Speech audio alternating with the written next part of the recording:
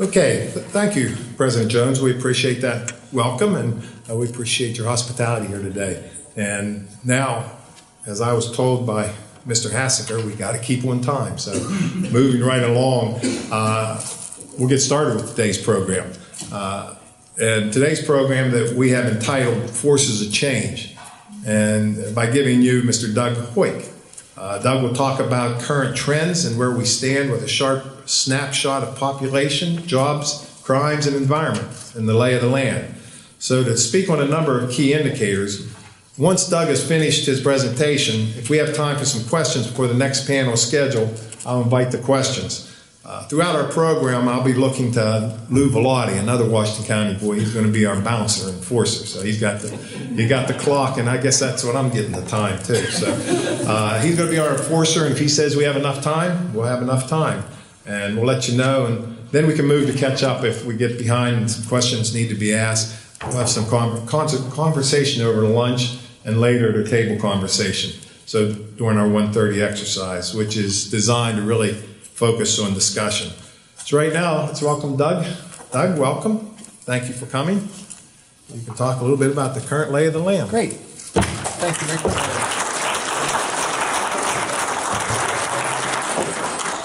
Well, thank you for having me here today. And President Jones, it's really, it's terrific. This is the first time I've been to Cal U. It's a beautiful campus. I want to thank you for your help periodically with Pittsburgh Quarterly and writing a thing or two. Anyway, I came here to this region innocently enough 33 years ago for a 12-week internship that I thought would last about that long at the old Pittsburgh Press. And somehow or other, I grew up a little bit downriver in Cincinnati, and somehow or other I've become, a Western Pennsylvanian, and I'm very happy about it. Worked at the Pittsburgh Press and then the Post-Gazette before leaving about 12, 13 years ago and starting a magazine, Pittsburgh Quarterly. But the job that I have two jobs, and the job I'm here to talk about today, Pittsburgh Today, is the second version of something that we started back at the Post-Gazette, I'd say 20-some years ago. I went into the editor, then editor John Craig, and I was doing big, long special projects on anything and everything, and kind of the coin of the realm was winning awards, and this is a little bit of a caricature, but a newspaper, the more deep, dark, and depressing a series of stories you came up with, the more awards you got. So at some point I decided that maybe I'd be better off, being part of the solution rather than part of the problem. So I went into John Craig and said, we have all these reporters, we have all this circulation. Pittsburgh the region was not doing well then. I said, we ought to come up with a project that helps get this region on a different kind of track and a different path. And so we came up with, at that point, what was called PG benchmarks. And we benchmarked the Pittsburgh region, which was broad definitions of that. For most of what I'll be talking about today, I'm talking about the 7-county, which I realize is not your 10-county, 7-county metropolitan statistical area. And that's mainly because that's just where a lot of the statistics are kept. But we decided that we would measure, if we measured over time how this region was doing compared to others, it would provide a good mirror for people who were making the decisions, whether in public life, as with you all, or business location decisions. And if we kept at it, we could show our strengths and weaknesses and have a reliable kind of foundation. So that's the gist of, for better or worse, I didn't know I'd become a statistics guy, but I've been doing it now for quite a long time. And it provides a fascinating kind of mosaic piece look at this region. So, this, by the way, I want to congratulate you guys. You're the first victims of my first ever attempt to do a PowerPoint presentation. So now this is probably pretty simple. It looks like there are two arrows here. So I'm going to just see what happens if I push that arrow. There we go. So anyway, they say that demographics is destiny.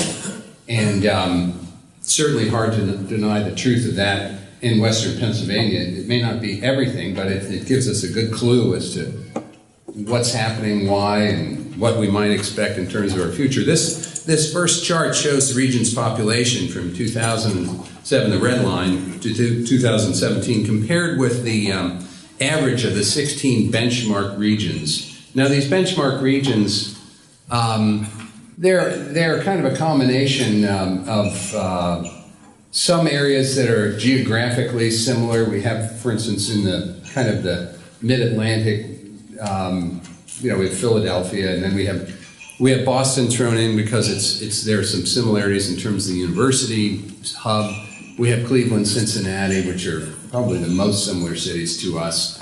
And then we have some that are aspirational, such as Austin was just thrown in, and Nashville for various medical reasons. The Allegheny Conference was interested in our joint putting those together. But it goes out to Denver, St. Louis, Milwaukee, Minneapolis, etc. So what you see here is fairly straightforward, and we're fairly aware of that. Basically, the next slide, which I'm not going to expect you to read, but it should be in your stuff. Basically, if you look at those numbers, population numbers, and I don't want you to do it now, you'll fall asleep right in the beginning of my speech. You'll note that there are only two regions that have lost population over 10 years. It's Detroit and Pittsburgh. So that's an unusual thing. The next three slides, which I'm going to go over kind of quickly, that one is, I believe, population under 18. I can barely see it. And you can see that in terms of percentage of the population, we're unusual. We have the lowest. And the next one is 18 to 64. We're still a little unusual, but the next one is the more interesting and anomalous one, and that's population over 65. And as you can see, we have the largest. So we have the largest population group percentage over 65 and the smallest under 18, and we all in this room, we know why that is. It's because of the population loss some 35 years ago when this area lost, an unprecedented in America really, some 150,000 manufacturing jobs and all sorts of jobs that went with them.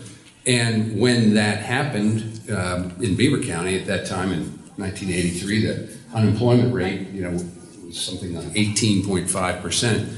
That was an economic depression, obviously, that no other region really in this country has faced. So what happened is people who could left for greener pastures and better jobs. And aside from leaving themselves, what they took with them is their future children. So we have this kind of unusual demographic situation. Now, it's not... Being older isn't all bad. One of the good parts about that is that Pittsburghers in general are relatively better off in some ways economically because we're older. We're more likely to have people who were earning their living at a time when there were strong pension plans. So our older people have good pensions along with Social Security and whatever they've saved. But the tough part of our population picture is population loss. Now it's true, and we got another dose of that last week in the paper when the census numbers came out. It's true that in the several years during and right after the Greatest Recession, we were in much better shape than other areas. We weren't hit as hard by the recession, so our unemployment rate here was lower than other places. We actually had job growth during that time rather than job losses, which is what most of the metro areas in the United States had. We were one of three areas in the country, or maybe 3 or 4, that actually gained in financial institutions and financial employment during that time because PNC took over National City, as opposed to almost every other city in the country which had big losses in the financial sector. And so what happened at that time, when we were doing much better, you had young people who were looking for jobs and they started moving here. We started having more people moving here. They moved here for greener pastures. And basically that ability to attract people during that time offset this influx of domestic migration, plus some degree of small influx of international migration, offset what we have here, which most regions don't, and that's what's called natural population loss. That's a term that masks something that's pretty simple. We have more people dying here in this region than are being born, just by virtue of those numbers. Anyway, that kind of lopsidedness, olderness, is going to work. It's a nice euphemistic say, work its way through the system in the next probably 20 years as those of us who are in that demographic group age ourselves out of existence. Anyway, incidentally, in the next slide, what is that one? Oh, yeah. You can see how we compare with the other regions in terms of the percentage of our population that's foreign born. So you can see that we have the smallest percentage. We also happen to have the most educated group of foreign born residents among larger regions in the United States. And that sounds great on the face of it. We're really just getting the cream of the crop, right? But actually that masks the real situation, is that the people we get from other countries are coming here because they have a specific goal, they have a specific reason, a job, and so we tend to get the people who are more educated. What we're not getting, the big bulk of that kind of group, is people who are just immigrating here because their family's here or some other reason. And population is essentially the economy. So when you're getting smaller numbers, you're getting less growth. Among another major kind of unusual characteristic regarding our demographics is that we are the whitest kind of big regional area in the United States. And this is illustrated in the next couple of slides. Okay, so percentage of the population that's categorized as white, non-Hispanic.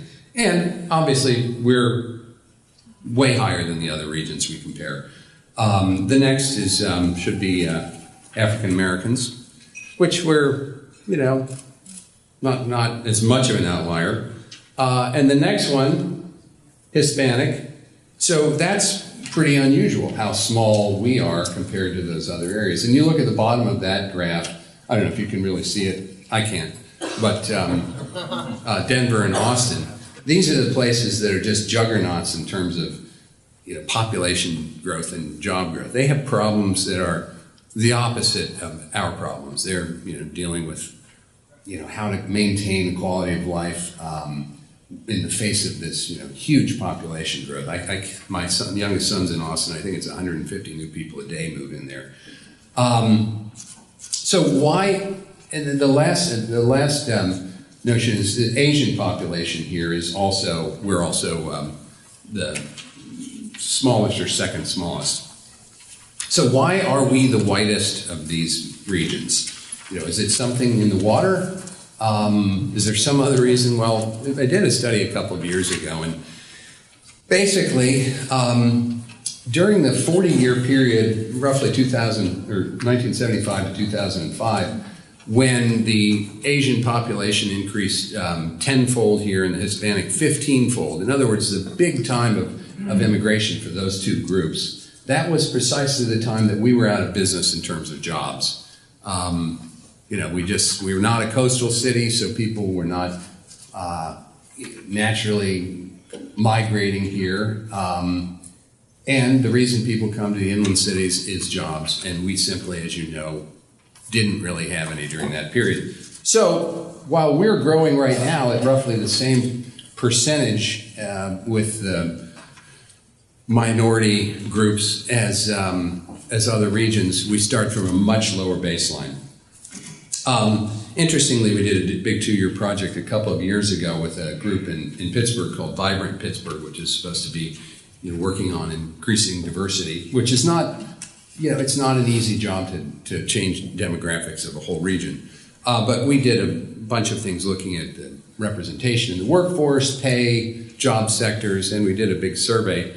And there were a lot of things that came out of that report and survey. The one I'll just mention today, which I thought was interesting, was that the quality of life in our region is generally seen by those of us here as pretty high. We live here, if we didn't like it, we'd probably move. But also in these most livable city rankings, which are all over the place, and have been, it's funny, when I moved here in 1985, Rand McNally had just done the first one, which I think was more of a provocative kind of circulation grabber than the truth. But in the last 10 years, I think in many ways it would be hard to dispute that the quality of life here in general is very high. The satisfaction among the different groups in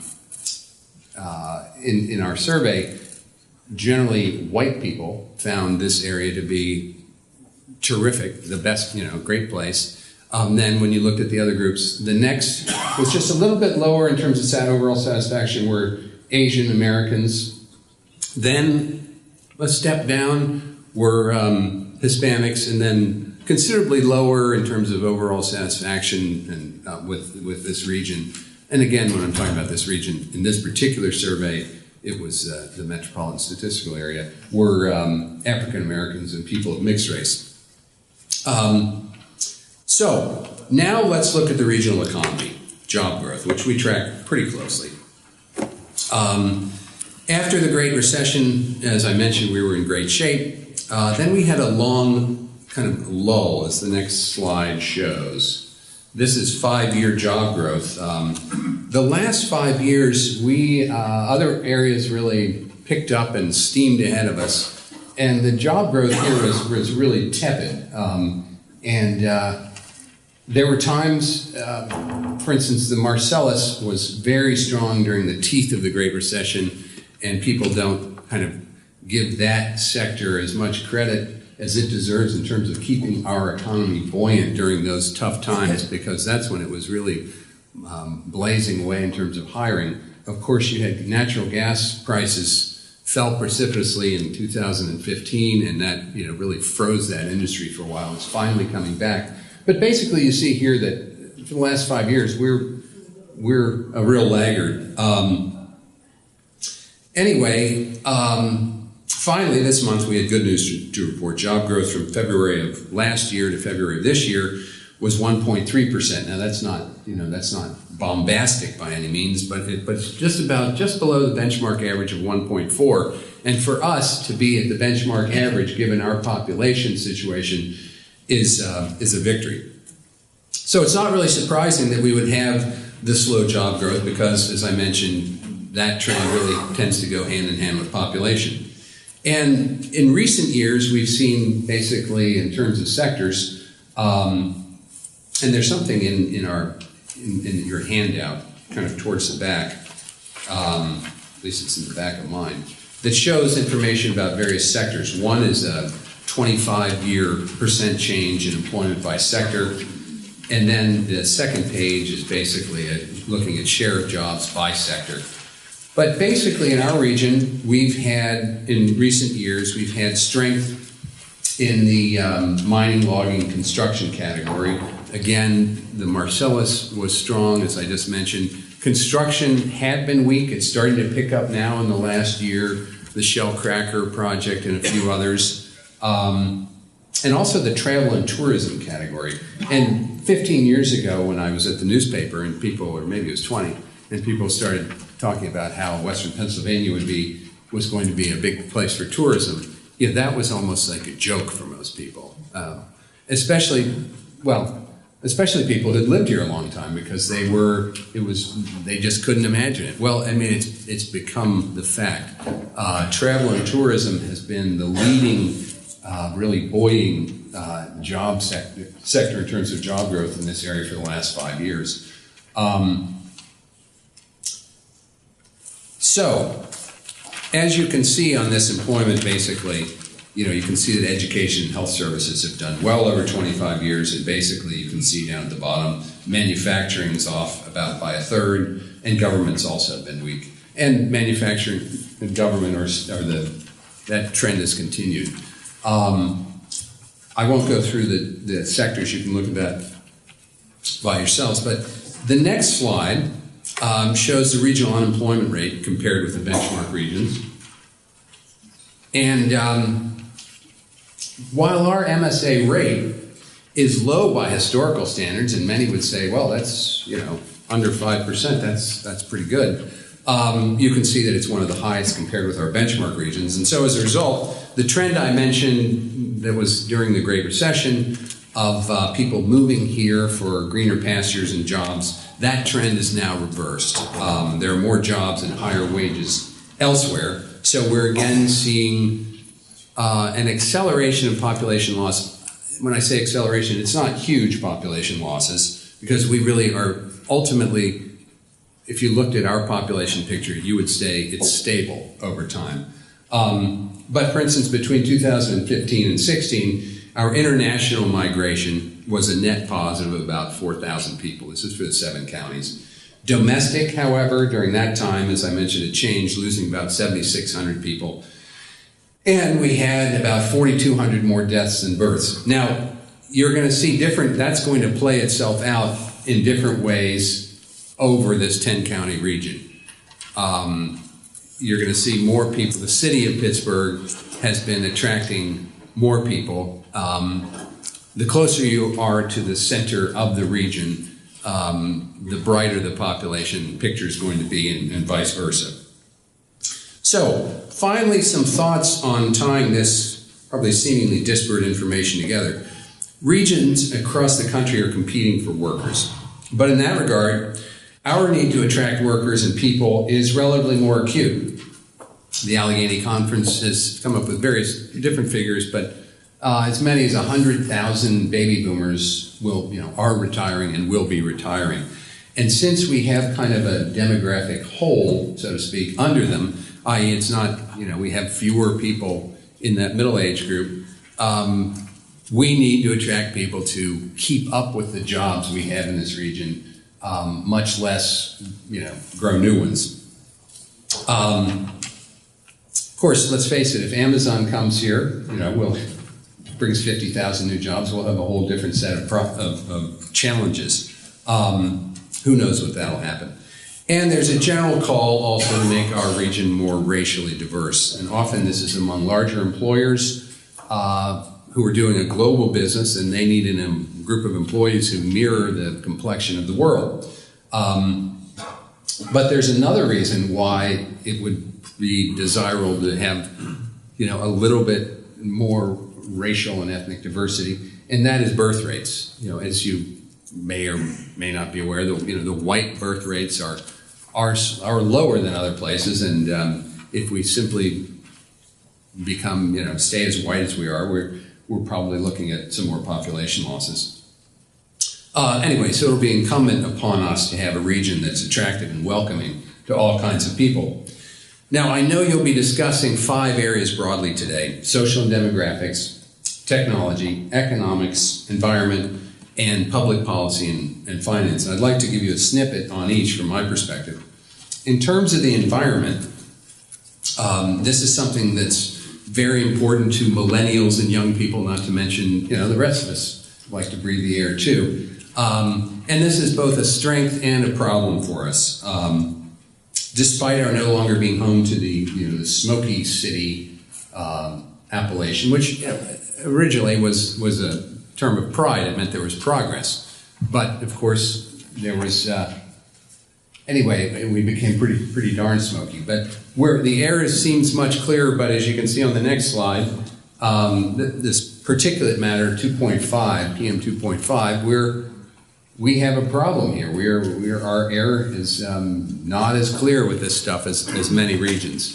And that's something we need to be aware of, because it's, with people having choices to live wherever they want to, having good and clean air to breathe is one important thing. So, I've spoken about one more thing I just want to say regarding the environment. I mean, we really, to the extent that we get out here and see the environment, it really is magnificent. And so, even though I mentioned the air quality problem, and incumbent on us to do what we can to try and lower that. Some of it's topography. Some does blow in from the Midwest. Some of it's our deep valleys that hold the stuff. But aside from the air quality, and we have tremendous assets such as the rivers and the water. And to our east is the Chesapeake Bay Foundation has kind of the gold standard of a watershed that really looks after the quality of the water. And as I mentioned, the tourism is a big deal around here. This is a beautiful area for people who like outdoor activities, and if we want to attract people, young people like this kind of stuff, and it's an asset we need to protect. So I've spoken about the economy, but in terms of technology, this really is a big regional advantage in three areas. Our history of manufacturing and technological innovation, our strong universities and spin-offs with such things as robotics, Google, Uber, etc., and our philanthropic strength. We have some $6 billion, by my rough calculation, in philanthropic assets, and that dwarfs, as a region, any place in the United States except Seattle, and that they only leapfrogged ahead of us when Warren Buffett threw his quarters in with Bill Gates to provide, to make the largest philanthropic outfit in the country. So we have this incredible amount of money to help us. Some of it helps with social problems, but a lot of it's in innovation. I noticed on the agenda today we'll have the Traffic 21. That's a perfect example of what this kind of philanthropic largesse can do for us. Henry Hillman, who died about a year ago, believed in, he was one of the most foresighted people I've ever met. He was in his mid-90s and just picked up the game of bridge, which I don't know how many of you play bridge, but it takes some concentration. But he believed in starting and funded through his foundation the Traffic 21 at Carnegie Mellon. And the idea was to do something that would improve the, on one level, the traffic flow patterns in the city, but he also believed that it could create a whole new industry for Pittsburgh. So that's the kind of thing, that's the kind of strength that we have here, and it's going to be a big advantage for us in the future. In terms of public policy and finance, I'm going to leave that to you all. You know more about it, but in general, if we're going to be competing, and it generally makes sense to have policies that make it easy to innovate and grow business and attract people. That's how we'll do better than our counterparts. Finally, regarding social and demographics, I want to call it my last slide, which is a comparison of slides of crime between per 100,000 residents. Is that it? Does that say crime? Yeah. Pittsburgh is the safest big city in America, and by that I mean region. And why is this? When I started this project so many years ago back at the newspaper, and I saw the crime thing, I thought, gee, that's interesting. And I called a guy at Carnegie Mellon, Professor Al Bloomstein, who's a noted national expert in crime, and I said, well, why is Pittsburgh the safest of these regions? He said, is it because we have an older population and people are too worn out to go out and rob the 7-Eleven?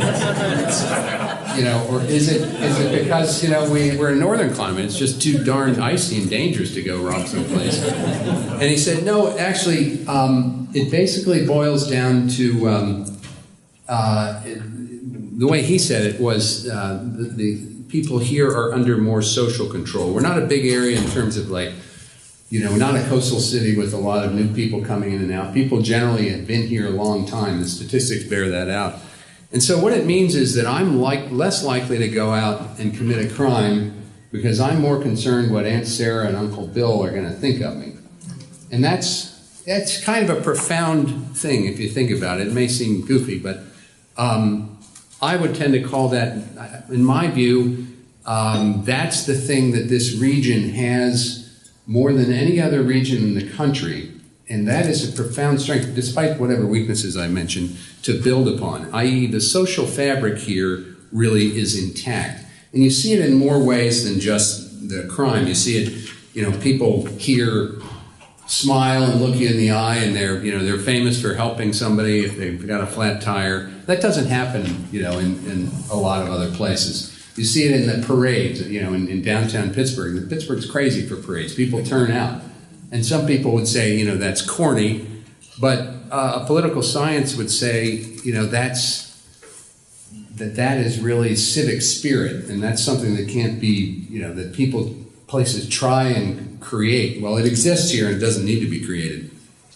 And finally, in terms of Western Pennsylvania's loving the sports teams, it's not so much because there's nothing else to do here, in my opinion. I think it's because people identify with those teams. They identify with the region as their home, and they care about it. They see the players as people, as their home team.